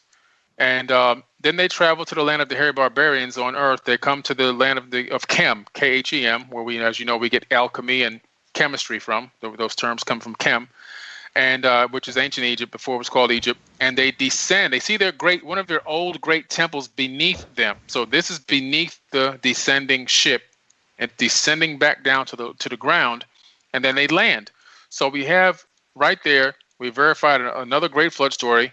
We verified that these people are advanced and potentially coming from another planet or maybe another part of the world where they actually had to go so high into the atmosphere that the Earth seemed to disappear, whether it was from another planet or whether it was from Earth, but from a very high altitude. And then we have them descending onto the land of Chem where they're hairy barbarians. And what this tells me as well is whatever this catastrophe and this disaster was, potentially could be another rise and fall of civilization. In other words, these Atlantean Anunnaki people could have arrived here after our last fall of our last high civilization, as we got to a diminished point where people basically forgot everything again. And just like what happened with today, if everything ended today with a cataclysm, and some of us survived, we all know everybody here on this call knows how to use a cell phone, but none of us can actually make a cell phone. So what would happen is that by the time we have 2 or 3 more generations of kids, they wouldn't even know what a cell phone was, period. Just like my kids don't even know what a payphone is right now. So that's probably when they arrived here at the time that we were in a down state. And they then interact with these barbarians. So as soon as Thoth opens the ship and comes out with his crew, these barbarians run up to attack them. So here we have more technology because Thoth raises his staff and sends out a ray of vibration, stopping them still a stone in the mountain. So now he's freezing these. He's got a stun gun of some type that freezes these people in their tracks, and they can't attack. And we have a modern day weapon just like that with the U.S. military. It mounts on the back of a giant Jeep, and it actually has this stun ray that sends out towards groups of people and disables them and freezes them and makes them turn and run away. So we have a correlation between ancient technology being talked about, or technology in ancient times being talked about, versus technology in modern times being talked about that's verified, that's here already, that kind of matches. So to me, it's a very realistic thing. And then once he freezes them, he releases them from its grasp, and then he goes over and he starts talking to them and tells them that they're the sons of Atlantis. Now, this is important because the power that you have when you're an advanced being from an advanced society with advanced technology, and you come across people that are much less advanced than you, And the first thing that he tells them is, we are the sons of Atlantis. He didn't tell them that we're your God. He didn't say, I'm your creator, bow to me and kiss my pinky ring and all this other crazy stuff. He said, we are the sons of Atlantis. So again, more evidence that this force, this alien force that came here initially, at least some of them, were not bent upon being gods. I think they were more deified many, many years after they disappeared, and then they became, human beings turned them into gods, but they were never gods. And he never said he was a god in this entire book. He said he was always a son of Atlantis, and sometimes he called himself the son of man. Okay, so he never said he was a son of God or that he was God. So I thought that was very important as well. And then he began to show them his magic science, which I was talking about earlier in the show. To me, based on what it means, is he began to show them his little doodads and trinkets and electronic devices, sort of like showing them his advanced technology. And when he showed them that, they groveled at his feet. And the next thing he does is he pulls them up and he says, no, sit down, let's talk. Again, denying the fact of the ability he had to control these people right away, making them believe that he was a god. He stopped them from believing he was a god. And he sat them down and he said, I'm here to talk peace. I'm here to talk civilization. I'm here to talk information. I'm here to raise you guys up. And he built that place into a high level of civilization. And then when it got to a certain point of being civilized, he talked to his crew that he arrived there with, and he sent each of them to the different four corners of the earth, to different parts of the world, to go ahead and duplicate what he had done. So his brethren or his fellow sons of Atlantis, crewmates, whatever you want to call them, they all spread out all over the planet. And that's why when you look at the planet today, you see the similarities in the architecture and the technology and the symbolism. It's all the same because it came from the same architects and the same source. You look at Teotihuacan, Mexico. You look at the Giza pyramids. You look at the pyramids in China. You look at the pyramids in Chichen Itza, Indonesia. I could just go Cambodia. Everywhere you go, everything matches. All the symbolism matches. All the ideologies match. All the architecture matches with slight different variances to them, but they all have the same dragon story, and these people that came from the sky and built these places. I just came back from Cambodia a few weeks ago. I was there for half a month, and it was an amazing, amazing trip. And going 37 miles hiking into jungles in 100-degree humidity and 120-degree heat to come to these temples and see these temples that were built with no mortar, just bricks looking molded together. And the legend from the local people is that the structure was poured into place in a day and a night. A 3-mile temple, which is it's the largest in the world. Angkor Wat is the largest in the world, poured into place in a day and a night through some type of, probably most likely some type of a laser lattice where they would pour probably liquid rock into and let it cure overnight with whatever technology they probably had. But these things exist, and I was there. I was in it. I climbed to the top floor. Not only did I climb into the top floor, when I got to the top, I got selected by the monks, and they blessed me in top of the Angkor Wat temple. So this technology is incredible to see it, be inside of it, feel it, touch it, and then you look around and see what we consider to be modern architecture, and you say, this stuff isn't even close. It wouldn't withstand the test of time like this Angkor Wat place did. So you have all this going on in the Emerald Tablets, and it's verifying that there's technology, that there's a higher level of thought, there's advanced mathematics, there's navigation, because you have to be able to circumnavigate the planet to get to these places. That takes a whole lot of learning and technology and advanced knowledge that these people, who they call hairy barbarians and lived in caves, obviously didn't have. So that separates them from the people that are here versus themselves, who they claim to be the sons of Atlantis, which I believe are just the Anunnaki people. And Atlantis, to me, because of this spreading out of the clans, so to speak, or whatever, that this was the cause of having the global civilization. Is why you can find pyramids in Antarctica, pyramids off the coast of Cuba, submerged in the ocean. And the technology is all pretty much the same. The technique is the same. And then they eventually handed down some of these building techniques to some of the humans that were most likely their offspring, 50-50, these demigod people. And over time, the information got completely lost.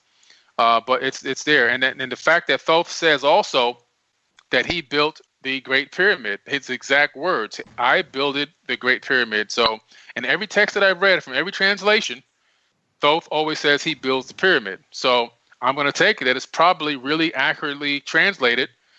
Now, the reason why I say this allows you to date the Sphinx is because this. The pyramid, the Emerald tablets are about 36,000 to 38,000 years old, estimated. Now, when you look at the Great Sphinx and you look at the age that it could be, at first they were saying 2,000 to 3,000 years. Then people came along, other archaeologists that were a little bit less mainstream and realized that there's weathering on it. Then they started estimating around the time of the end of the last ice age. So now you're talking about 13,000 years. And they're looking at the alignment of it with the constellation of Leo around that time, and it kind of matches with that time frame. But there was a lot of turmoil on the planet at that time, and a lot of wars and a lot of famine and a lot of situations that would prevent something like a great in that region from something like a Great Sphinx of being built. But if you go back, and now another guy came forward, another archaeologist came forward, by the way, and looked at the weathering and said it's far older than 13,000 years. This weathering goes back, and he got it confirmed by a couple of other archaeologists that specialize in weathering, and realized that it was far older. And so now when I heard that, I go, you know what? John Anthony West, who rest his soul, he also took a look at it and said, yes, this is far more older weathering than 13,000. So now if you look at the precession of the equinox and the location of the constellation of Leo, which is supposed to directly align with the Sphinx, and take it back 2 precessional periods, you end up right at around 36,000 years ago, when it would be the perfect time to build the Sphinx. The weathering matches around 36 to 40,000 years, according to experts now. Experts in their field. And you have Thoth building the Great Pyramid 36,000 years ago in the Emerald Tablets. All of a sudden, it all lines up. It all comes together. The ancient comes together with the new. And I really do believe that's how you can date the Sphinx and the Great Pyramid. I think they're far older than what we've been told. And they're really in that 36 to 40,000 year range of when they first were built. And I think that's where it's really at. So it's an amazing story, man. I think that when people really realize this and read it, they're going to be astonished. Wow. Okay. Who has any comments? Oh well, I would just like to comment, if I may, that when the head of the people of Cambodia was honored and taken in and shown to be a divinity, the priest welcomed him in the way that you seem to have been welcomed at Angkor Wat. Something it's really some extraordinary thing, the way they singled you out there. Did you get the energy that was happening? Yeah, it was amazing. I was kind of shocked because there were a lot of people already around me, and then they just, no, you come here, and I was like, okay. And my guy was like, he's calling you over. I'm like, really? I'm like, okay. It was so bizarre, and then they put the bracelet, this I don't know if it's a rope or a string that they tied around me, which I cut and I saved it in my box, my travel box that I have. And they tied it in a special knot, and he started speaking in Bali. And he spoke in Bali, and he said these blessings in Bali, and he was splashing me with the holy water and everything else. It was just an amazing experience. And then when we left out of there, my travel mate, she had to use the restroom, so we had to cut through an area where nobody's really allowed, but they allowed us to go through there, and it was a monastery. And at the monastery, there's the children monks, the young monks, they're kids. I guess their parents send them there to learn how to be monks from an early age. And you're not supposed to talk to them, take pictures. You can't take selfies. There's an extensive list of things you just cannot do. And as we were passing through, she asked the guide if you could just ask the head monk who was out there, happened to be out there with the kids, if it was acceptable. And he said, yes, come on over here and let us take pictures with the kids and everything. And the guide was like, nobody's ever been able to take pictures with these kids. This is unbelievable. It was just the weirdest thing, man. It was just so, there was no resistance. There was no anger or no, go, you Americans, get out of here. There was nothing like that. It was just so bizarre. And I got some phenomenal photos and some great 4K footage. And I'm working on a little mini documentary right now, documenting the trip and everything and all the temples that we went to. It's amazing. Yeah. They felt your heart. They saw they saw your family, and they loved you. That's beautiful. Yeah, it was great, man. It was so great. Yeah, so that was exciting. A lot of stuff to see out there. TJ, questions, comments? I think she went back on mute. TJ, you there? Unmute. Unmute, dear. Sorry, yeah, unmuted. Yes, how may I help you? The wisdom of all do you have is any here. questions or comments? Oh, I love it. I love anything to do with Thoth and the temples and the ancient histories and life in general and all of that, because they give us the keys to the doorway of life, and it's all about the light. It's always finding your wisdom in today's time. So I'm all about all of that. You know that, Janet. I've done nothing but live and breathe all that for my entire lifetime, so at least since I found out, going back into the day of the temples and all of that and getting my initiation into the ancient wisdom of knowing what's what. And then I wrote that Atlantis, based on my journeys with Thoth, I guess you'd say, or that fractal in my memories, but basically everything was about the light and not the dark, and finding your way in the wisdom and knowing the knowledge. And that's what, Billy's doing. He's going and finding his way and how it all makes sense to him. So I love it. Well, we were talking in the first part of the show how, we got feedback. TJ, do you have something to say? Anyway, we were talking about how some of us are coming down and we're identifying maybe fractals of the whole. So, I identify with Nima, Billy with Thoth, and I know that you have an experience that, where you were suddenly back in the Sphinx or something. I have a recall where Sodom and Gomorrah, they were blowing up, and we ran into the right-hand paw of the Sphinx, and then we dissolved into our molecular form once we got past, like we were heading towards the halls of Menti, and we dissolved it. And Thoth was saying, don't worry, you know how to do this, you know how to do this. So then we reconstituted our bodies with our minds, which is what we do anyway all the time. And so he knew that we perhaps didn't know on a conscious level we could do that, but he knew we were advanced enough, even though he had been studying with the, what are the other beings that are down here? Anyway, before I get to that. These are the lords. Yeah. That leads you to the Lord. Yeah, the lords. Yeah. Yeah. We deal with those in the ancient mystery schools. Yeah. So you have to study them in order to leave your light soul body. But we study that when you're studying out of body. But many people don't understand form yet, much less formless with light soul body. But I've been teaching that since the 80s. That's what drew me to Hawaii, was teaching. So mastering the light souls. The Ennead 9 is extremely important to many people for all things. So I so use what it, was that experience you had where you were back in the Sphinx? You want to just tell us that real quick, and then we'll go back to our roundtable. Sure.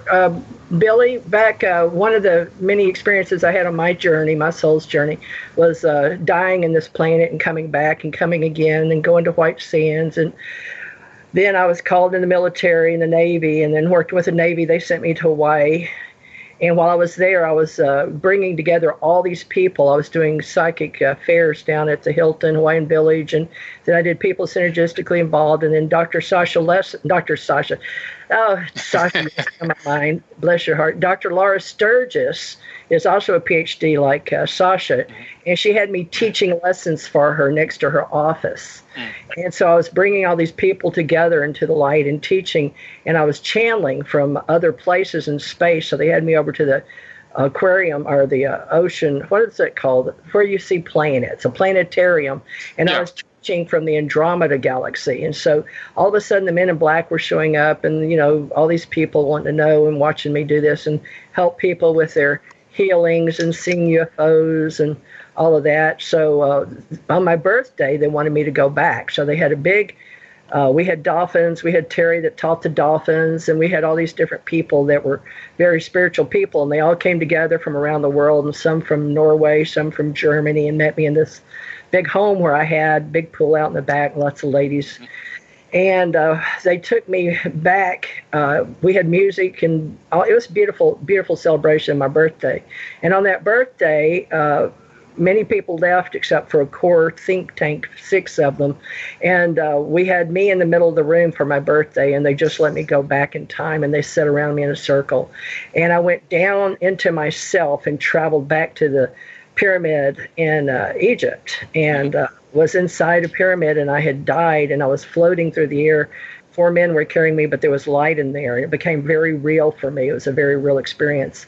And they carried me, and they put me on this cold platform in the middle of the Sphinx, and it was like a top of a box with a very deep, thick piece of cold something on it. And I lay there, and I was alive, but I was dead, because remember, I have a body back in the phase spacing back on reality of 3D, right? So I was alive, but I was dead. So there, I was dead, but I was going to become alive again.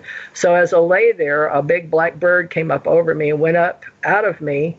And then I realized I was being reborn. And then I stood up, and I was robed in something. I don't even know what was. I wasn't naked anymore. Let me put it that way. And I was escorted into the room right below the Sphinx. So for many years, I told them about the room below the Sphinx. And I'd never read Edgar Cayce. I was channeling all this, or back in time. So I learned about time travel. I learned we can be in 2 places at once, that we don't necessarily have to be dead when we're alive.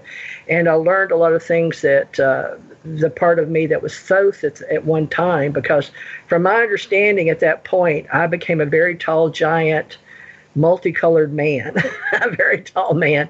And I was very well respected in there. And all these men, and I don't know if they were women or not, but they were sitting on this cement again, and they were blocks up and down like in an arena. And they were in that room, and they were all priests, and they realized I had come back. And then I went through the stars, and I was phase spaced. But I also later that time was shown now this is the same time in Hawaii. My body's laying in Hawaii in this circle on my birthday, 12/26. I don't know what year it was, 92, 3, something like that. Probably 90. Anyway, it doesn't matter. 12/20. It was on day after Christmas, so in this reality. So I also got to go back and see myself as a beautiful Isis-type woman. But my father had died, and we were going back down, and people had palms out, and people were praising. But I realized that my family was all marching, but I was one of the young, beautiful women that knew we were going to be locked into a pyramid. And I was like, no way, Jose. So I had reprogrammed with one of these gentlemen that knew me in a past life, and he took me, they put us in the pyramid for some reason, or below the pyramid. I don't know, because I can't see the outside. I just know we walked down this big, beautiful place where the Sphinx is, and all in front of it, and walked down and inside this building, and then I go up, and the doors go down, and I'm like, oh, there's no way. I tried to talk my sister going with me. She wouldn't. And so I went up, and this gentleman that had worked and helped build the Sphinx, because they were built with, you can say Thoth, me, my part with the extraterrestrials that I'm involved with now in this life, and then too. But we went up, and I left on a UFO. So I zapped out again. So I don't know which one of those, because they sort of blended together. In a movie, you would see me as this big, beautiful guy dressed in gold, and probably one of the great gods, because that's a memory I have. Now, this is I didn't know about Thoth until I was called Thoth. I didn't know about these Isis women until I was called Isis. And so then I learned, I never studied Egyptology or nothing until after I went to Hawaii. And then after that, I wanted to know more, but I never really did study anything until I absorbed I don't even know how I got hold of the green tablets, but I started creating, I was reprimanding someone one day about emerald tablets. Mm-hmm. And they said, how do you know them? I said, because I wrote them. They're like, what? I said, no, I know the Ennead 9. Trust me, I've just got this in me. It's a channel thing. Okay. So after that, I was just another person that just had a knowing about it. But the Ennead 9, I've been quoted through years on the radio because I'd mention them occasionally. But it's all about becoming. What are the Ennead 9? Explain that to our people who don't know what that is. basically, if you want to break it down, it's people that come and manifest as the gods. So we have 9 areas of being, and we also say they're the 9 souls of our personality, but they are the ultimate, and they bring in the most ultimate light and the wisdom. So it just depends on who you talk to and how they break it down, but they use it in various levels of nomenclature. But the government, our government, is very aware of their non-formlessness or their formlessness. And they can pervade the 7, you might say. Number 8 is up to 7, we call them the gods that you've studied with the Jewish, I guess. And then after that, you might say that after number 7, we have the 8th level. And that level of existence can do all time and space and make the planets and the earth and things like that. So there's form and formless, right? So when we're talking, I don't know how Billy would explain it, but each one has a particular time, place, and space, and it pretty much pervades all eons through what we call time, space. But without time and space, you don't have gravity either.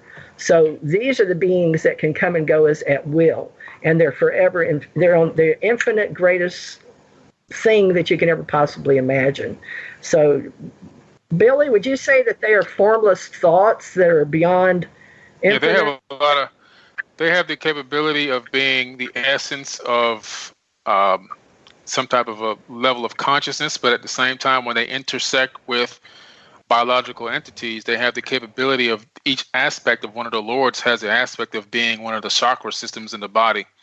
So one lord has the crown chakra aspects, another which are thought, wisdom, knowledge, and spiritual connection. Then you have the all the way up. You have the throat chakra, the heart chakra, the solar plex chakra. Each one of these lords take on have the aspect of one of these chakra systems, which is duplicated in the human body. And it's this is one of the things that I talk about actually in the book, where even in the Bible it says the way is narrow, the road is narrow, and only a few will find it. That narrow road is the chakra system going up the spine, up to 33 vertebrae, and tapping into the power and energy that comes from these 7 lords that rule from outside of space-time, the ones that you're talking about, which are talked about in the Emerald Tablets. That's interesting, because I've always taught that to the younger generations, and I'll be teaching it again. But teaching the colors of the chakras, that's good: red, orange, yellow, green, blue, indigo, violet. But Janet, we teach all the way up to the 8 and 9. But Janet, remember, we talk all the way up from the universe, multi, meta, xeno, omni, and then we go above the omni. So we keep going up the verses. Janet would always call it the Russian dolls. Mm-hmm. But Janet, that's why we don't care about the nomenclature. It's about learning to be a being of light. Mm-hmm. Of energy that's forever immortal. It's always infinite. Right. But the government knows we know about this, and they also know we teach it in the life cycles. But if you learn about the energy going outside and inside, and you can rotate them, all your chakra balancing all the way up through your, grounded all the way up through your pure system. That's also how we got the caducees around for the medical. The medical department uses right. The caduceus, yeah. And even in the Emerald Tablets, they mentioned that there's 7 lords, but there's also an 8th and 9th lord, and those are the 8th and 9th chakra system. Well, they have the aspects of the 8th and 9th chakra system, which the 8th is located like right above the crown chakra, and the 9th is located also right above the crown chakra. So they're almost on top of each other. But so you have all 9 lords accounted for in the chakra system, and with the aspects of each one of the chakras. The 9th is you're covered in gold, and I've actually seen that among the gods working with them, which is amazing to me. And I told Janet the 2 times I knew I was on the right path spiritually was when I saw gold dust and a light gold. Janet, remember when I told you about being in Hawaii and then that's the 9th chakra. Slow down. 9th. You saw I'm not getting the context of when you saw the gold dust, but anyway, I want to let's have Sasha say something. We're going to go round table here. We're at 5:38 for me, so we've got. Thank you. Here's the shot. I find it really useful to indeed look at what it is to transcend a level or to go on to a higher God. It's not that it's when you transcend a level of consciousness by embracing the apparent opposites within them, You transcend the level, but you don't lose it. You don't lose the fact that you're this avatar just because you're also a high spiritual being that exists on other planes too. So it's okay. It's okay to rise above whatever you think you are or whatever you're identifying with and realize you're also the opposite of that too, and so is everybody else. And that's what frees you from a level. And the incest at any level of consciousness is to over-identify with what you think you are and keep denying that there's something you ain't, because if you think you ain't it, that's the part of you that you're not at peace with. And it's really very simple. Yeah, that's right. You hit it right on the head, man. And that's amazing that you just brought that up, because one of the things I talk about in the book are the yin and yang. And I think that the yin and yang originally, the original source for that, most likely, because now I'm finding out a lot of these new systems, I call them new even though they're old, but they're not ancient like the Emerald Tablets. They come from, or they have something very similar, I should say, inside of the Emerald Tablets. And one of the similarities that's talked about in there is the aspect of this yin and yang type of energy, where you're both the light and the darkness, and kind of like what you just said, and being able to, but knowing that you have the darkness in you, but seeking the light and bypassing it to get to the next level. That's literally in the Emerald Tab. It's crazy. It's just literally in there. So that's amazing. Beautiful. Yeah.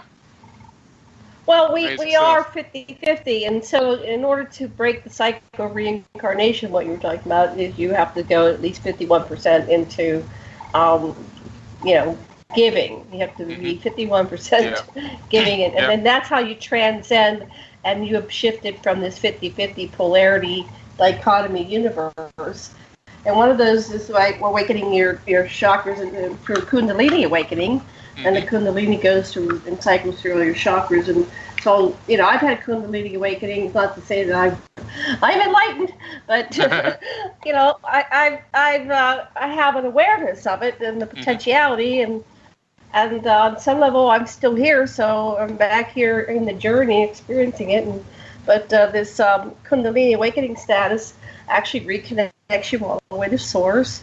And then you start being more conscious and aware, and you can start downloading. See, Sasha, Dr. Lessin and I, we've been teaching Tantra since we met back in 1997. So Sasha was a Tantra master, and he was working with Charles Muir, who was the one who brought Neo-Tantra to the United States in the, what was that, in the early 80s or something, honey? So when I came to this, my home is called the Temple of Tantra legally. Okay. That's the name. You Google it, we're the Temple of Tantra. And so we've been studying all this, and that's, of course, when I found the Emerald Tablets, it's like, oh yeah, this is what's going on. Oh, I wanted to mention about the yin-yang symbol. So I think the yin-yang symbol was left by Enki. I got this psychic kid to help us have a symbol, because, the real language is symbolic. When you have telepathic communication with extraterrestrials, it's in concepts. It's not words. People want to go, what did they say? Well, it's concept. So Nassim Harriman, who was going to make contact in the desert, he has an animation of the yin-yang. He animates it. It spins. And what it does is there's the black and the white colors, the whites and the black and the black. That is the singularity.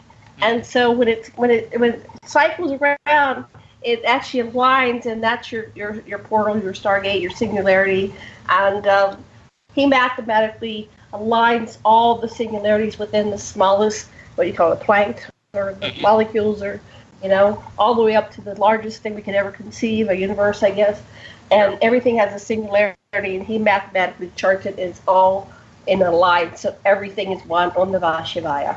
So beautiful. It's brilliant. I hope that I get a chance to see it.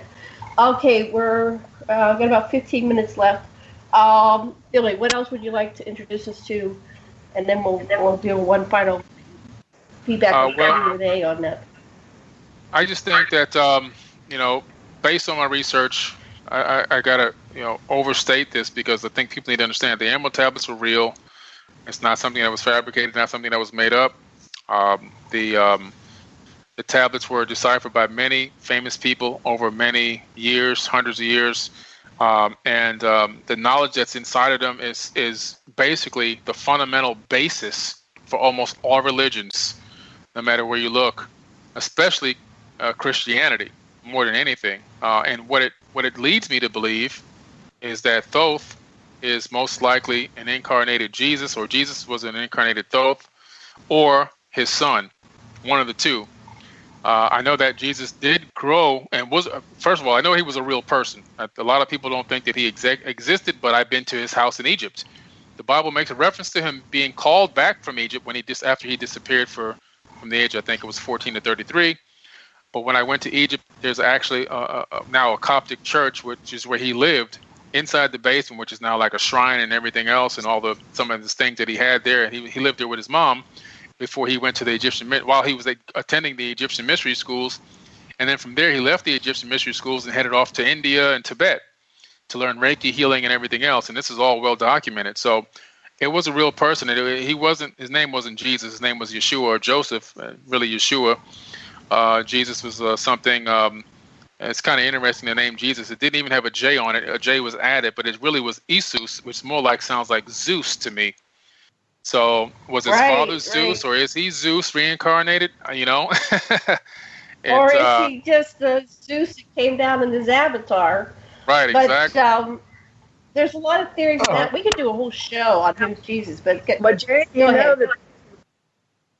that that's in me, and when I used to do radio shows, they knew that Zeus or the daughter of Zeus breaking up, and then the Indians would make fun of me and say he came from, it's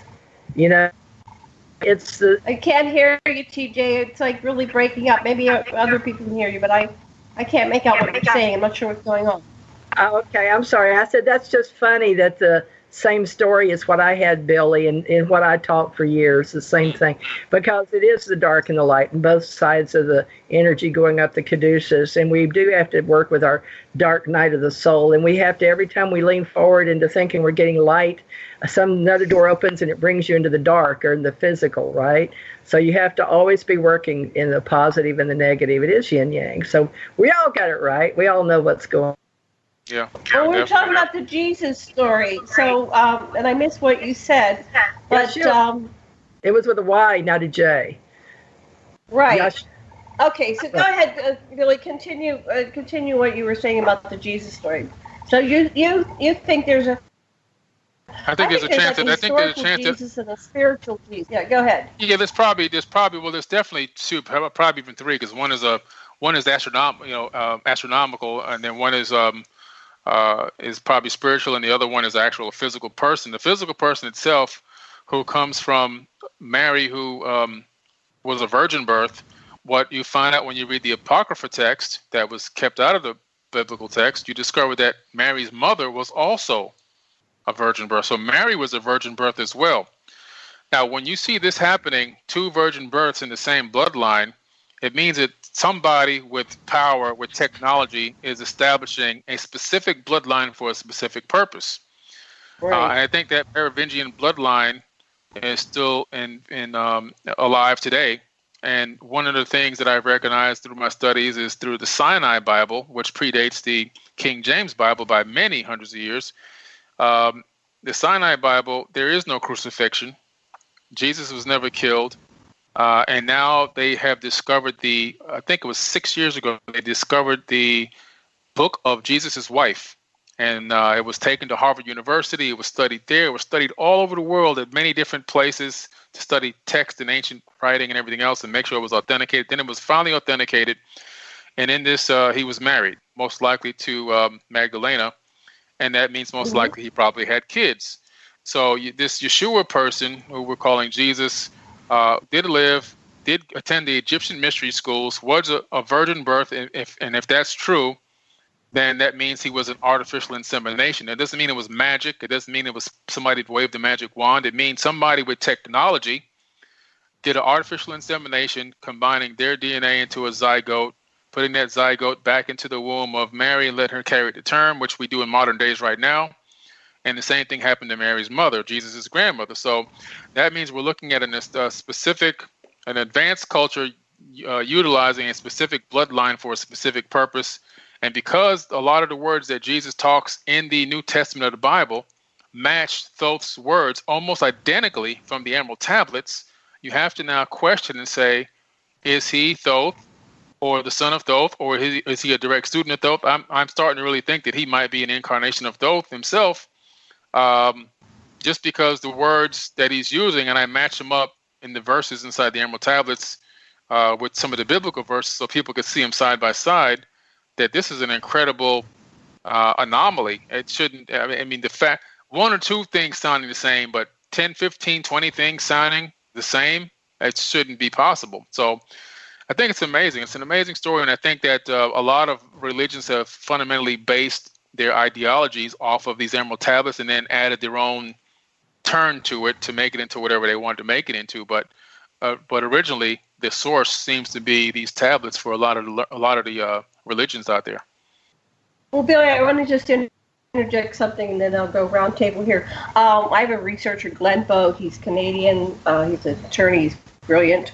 And he says that with his research, and he's got a new book coming out, he said that, Jesus is actually Enki and Mary is Nimma, and that the wedding in Canaan was theirs. And every time you have a virgin birth, it's just a warping of the story of the experiments, in Africa, South Africa, at the labs. So it's just a warping of the story. And then he ties it through the modern era. He says that, Mary, when she came to Fatima, it ties into that, Guatemala.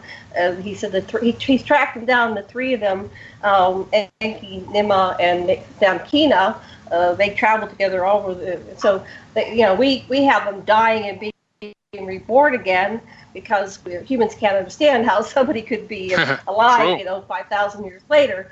Very true. He has I would love to do a show with you and Glenn Bogue, because we're looking at it. I don't have the answer. When I listen to this, I go, "Oh my God, that's it!" Because Nimma was the Black Madonna, and in that term they meant that she was shamed because she had a baby with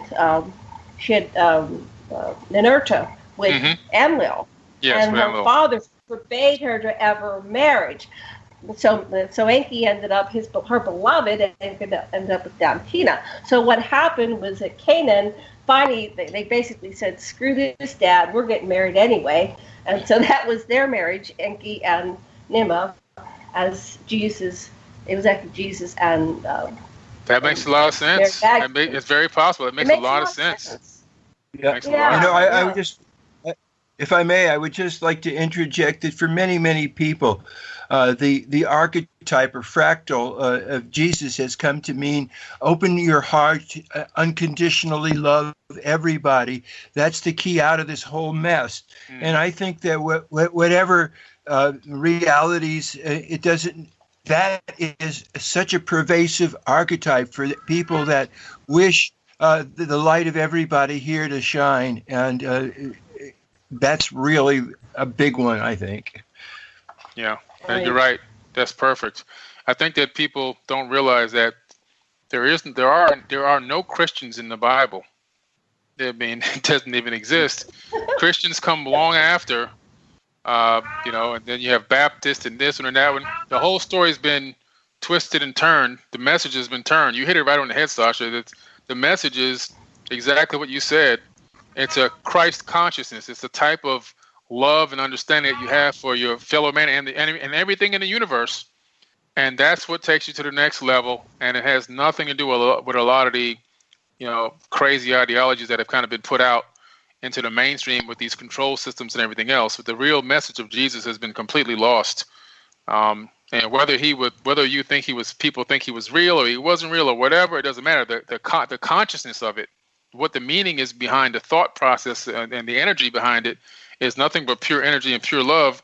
And I think that that has really gotten lost in the fray of all these different stories and everything else. But if people focused on that, if we just focused on that, this whole planet would be okay. Well, we have the DNA, since we all come from Enki and Nimma and Thoth. They all added their DNA into this. We have that DNA. We have the Christ consciousness DNA within each and every one of us. All we need to do is activate our own DNA, and we can do that through our mind. We don't need an outside force or intervention. We just can do it through our own spiritual practice, and just the awareness that that's possible to do. Permission. We have permission to do it, and we can do it, and then everything in a twinkling of an eye can shift, and we can move past war and separation and realize that we are at the highest level and on all levels one. So anyway, that's like what I my tell, message is to the world. I tell Go people ahead. all the time, the only way out is in. You have to take a journey to inner space. Until you do that, you'll never figure it out. Yes. So, yeah. And this time we don't have to shaft the grand tutor this time. Yeah, he doesn't have to climb up. I mean, Jesus doesn't have to climb up on the cross anymore. So maybe we can move to the reality that there was no crucifixion, that we all went into love. Okay, we had 2 minutes left. Well, remember the key is 3, the power of wisdom and love. You know that. That's a power of 3. You have to have a point of origin. So always use the power of 3. Right, Billy? Yep, absolutely. 3, 6, 9. You want to tell we'll give you the last word for Billy on how to get in touch with him?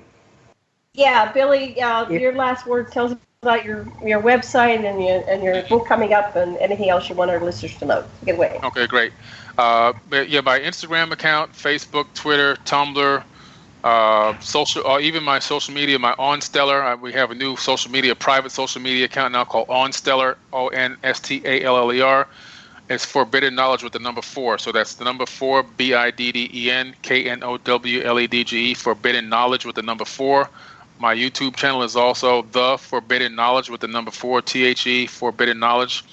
I do have a book on pre-order right now. It's done. It's in pre-production. It's called The Compendium of the Emerald Tablets. And the first 300 units have already been sold out. I'm going to update the cart now that I've got the draft coming in so that I can get the production completed and ship out as many as we need and get it on also Amazon and Barnes & Noble. So I'll probably update that tonight, add another 100 books available to the queue. And I'm going to be speaking at Contact in the Desert coming up here June 1st through 4th. I'll do 2 lectures out there in Irvine, California. And then I'm speaking again at another conference in October and another one in September. I got so many conferences coming up. Then I'm going to Australia. Yay! But it's just going to be exciting. I got a lot of exciting stuff going on. So just follow me on Forbidden Knowledge on anything. Just type it in, you'll find me. Thank you. That's our show today. Much love and blessings and aloha. And Billy, stay on. We'll talk to you after this. Okay. Take care, aloha. Take care, aloha.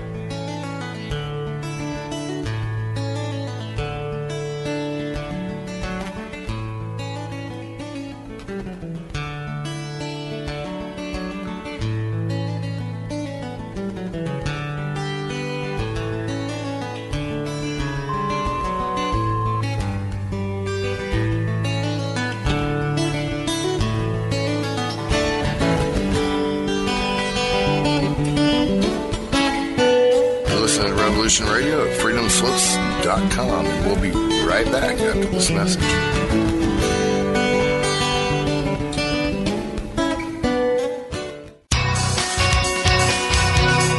Thank you for listening to Revolution Radio at freedomslips.com. Any commercial advertising you may hear in this program is of the sole discretion and benefit of the host of whose program you are listening to. Revolution Radio does not endorse any commercial products, nor does it accept monetary compensation for on-air advertising of commercial products, nor will it ever. We are and shall remain 100% listener supported. Any product advertising on this program are considered used at higher risk, and Revolution Radio shall not be held liable for any claims or damages received from any product advertised within this program. Revolution Radio, where information never sleeps.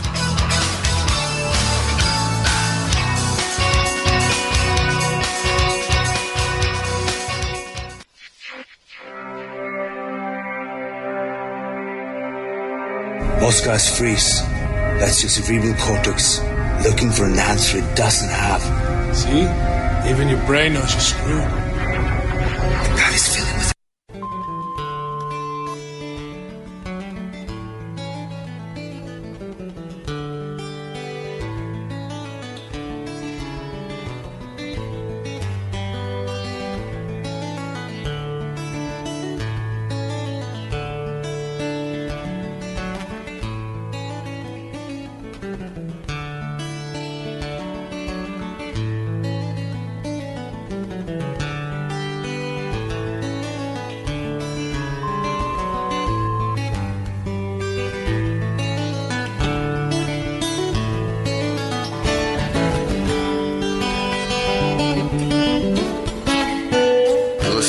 Revolution Radio at freedomslips.com. And we'll be right back after this message.